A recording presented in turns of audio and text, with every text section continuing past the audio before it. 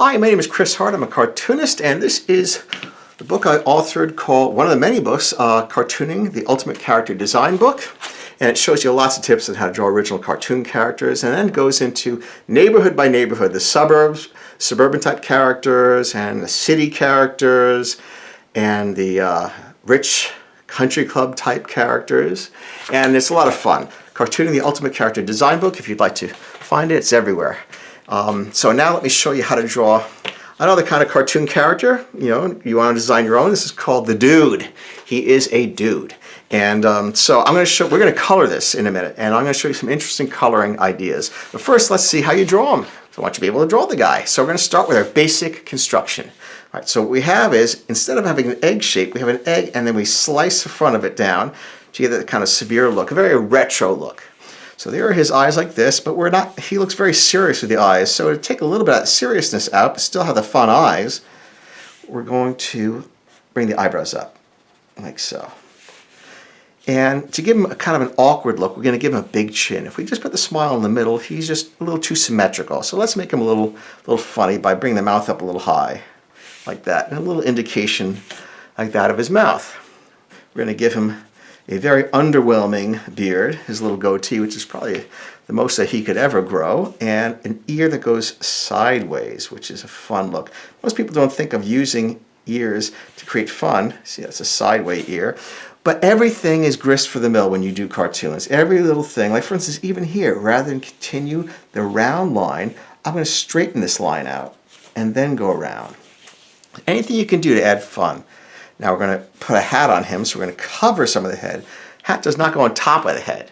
A hat covers the head. And then we're going to give it a little more mass back here, like so. So the hat's going to go like this, but then the hair's got to stick out from underneath, like so. Let's fill that in and darken this. See how the hair goes right in front? There's over the ear, right there, part like that. And right here, a little shading under the hair. Make it look a little bolder. A little shading under the hat.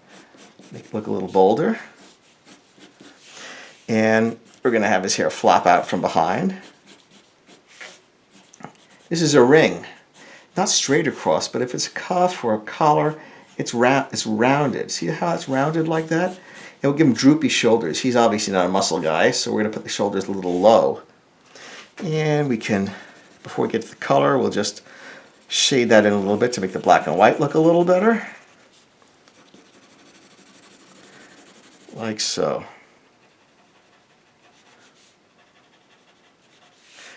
Okay, now let's go to the finished version and we'll color that in. Here we go. Here is the finished version. Now first, I'm just going to add a little color to his face before I get into the individual features, sort of like creating the canvas for your work. If you do the features and the details first, you might be stuck with a weird combination. It's all got to work against the canvas of color, which makes up your character. So let's go for the big parts first. I'm going to give him some brown here. I would give him blonde, but that's a little more of a heroic look or a stylish look. And he ain't no one's hero. He's just the dude.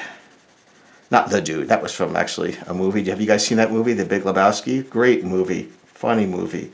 But this is a dude for sure. And we're going to give him blue eyes because it helps the character to pop.